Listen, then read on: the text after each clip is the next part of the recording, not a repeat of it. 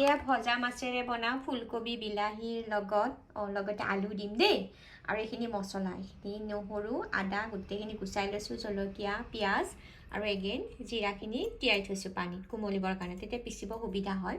এইখিনিৰে আজি মাছৰ আঞ্জা বনাওঁ বোলো। মছলাখিনি পেষ্ট কৰি লওঁ, পিঁয়াজ দিলোঁ ইয়াতে আৰু এগেইন এয়া আদাখিনি নহৰু যিখিনি আছিল গোটেইখিনি দি ল'লোঁ, জলকীয়া কম বেছি কৰি ল'ব পাৰে। এইখিনিতে ভালদৰে পেষ্ট বনাই লওঁ। আমি মানে আঞ্জা বনাম, ফুলকবিখিনি ভালদৰে কাটি ল'লোঁ, আলু ল'লোঁ, এইপিনে বিলাহীটোও কাটি ল'লোঁ আৰু এই যে মছলাৰ পেষ্টখিনিও ধুনীয়াকৈ বনাই ল'লোঁ। এতিয়া বাছ কেৰাহীটো পাতি আৰু বনাই যোৱাহে কথা। প্ৰথমে কেৰাহীটো বহাই দিছোঁ আৰু এতিয়া ইয়াতে মই মিঠাতেল দিম। মিঠাতেল অকণমান সৰহকৈ দিম দেই, কাৰণ মছলাখন মানে মাছৰ আঞ্জাখন আজি মছলাৰে যিহেতুকে বনাম সেইকাৰণে অকণমান তেলটো বেছিকৈ দিছোঁ। গৰম হ'ল, ইয়াতে এতিয়া শুকান জলকীয়া, দালচিনি টুকুৰা এটা আৰু এইপিনে এয়া মই ইলাচি দুটা খুলি পেলাই দি দিছোঁ, অকণমান থেতেলিয়াই দিছোঁ এইখিনি। এতিয়া ইয়াত পিঁয়াজ দিলোঁ, এইখিনিতে মই ভালকৈ লৰাম পিঁয়াজখিনি। আৰু পিঁয়াজখিনি ভজা হোৱাৰ লগে লগে যে পিচি ৰাখিছিলোঁ মছলাখিনি, জিৰা আদা নহৰু পিঁয়াজ আৰু জলকীয়া এইখিনি দি দিলোঁ। এইখিনি এতিয়া ভাজি ল'ম বঢ়িয়াকৈ। মছলাখিনি ধুনীয়াকৈ ভাজ খাইছে, এতিয়া ইয়াতে মই কচুৰি মেথি অকণমান দি দিছোঁ, ৰেড চিলি পাউডাৰ, হালধি আৰু এয়া নিমখ পিছত মই চাখি চাই পেলাই আকৌ লাগিলে দি দিম বাৰু। এতিয়া এইখিনি ভালদৰে লৰাম।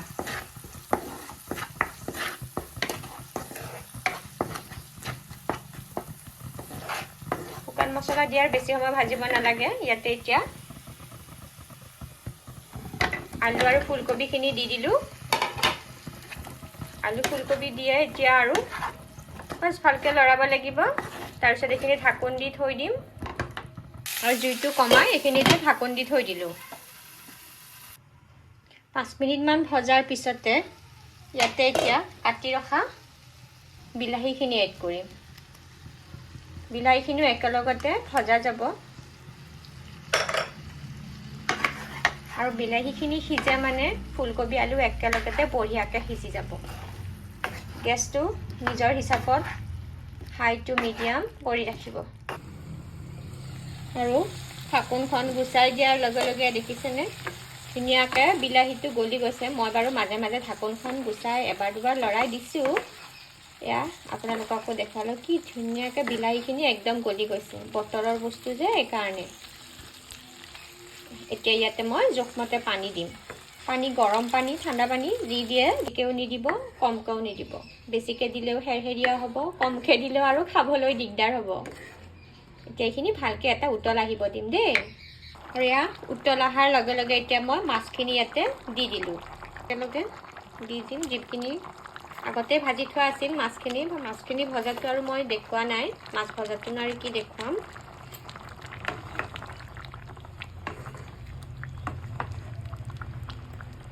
এইখিনিতে ভালকৈ আৰু 5 মিনিটমান সময় উতল আহিব দিম। দি থোৱাৰ পিছত এয়া 5 মিনিটমান পিছত মাছখিনিও ধুনীয়াকৈ সিজি গ'ল।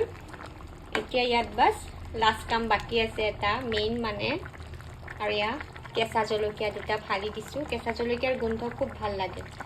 আৰু এইপিনে সৰহকৈ দিছোঁ ধনিয়া। নমোৱাৰ আগে আগে চেনি সৰু চামুচ এইখন এইখিনি দিছোঁ। বাছ এতিয়া আৰু বেলেগ একো কাম নাই, নমাই পেলাই খোৱাহে কথা। গৰম গৰম ভাত আৰু কেতিয়াবা বিলাহী বা টেঙাৰ আঞ্জাতকৈ মছলাৰে মাছ মানে মছলা দি পেলাই অকণমান মাছ খাবলৈ বৰ মন যায় নহয়নে বাৰু? তেতিয়া এনেকুৱাকৈ বনাই পেলাই খাবচোন, খুব ভাল লাগে। আৰু এয়া ৰেডি হৈ গ'ল। এতিয়া বাছ বাঢ়ি লওঁ ভাত। আজিৰ ভিডিঅ'টো এইখিনি আছিল। কেনেকুৱা পালে জনাব। যদি ভিডিঅ'টো চাই ভাল পাইছে তেন্তে প্লিজ লাইক এটা কৰি দিব আৰু যদি চেনেলটো ছাবস্ক্ৰাইব কৰা নাই ছাবস্ক্ৰাইব কৰি দিব। লগ পাম নেক্সট ভিডিঅ'ত।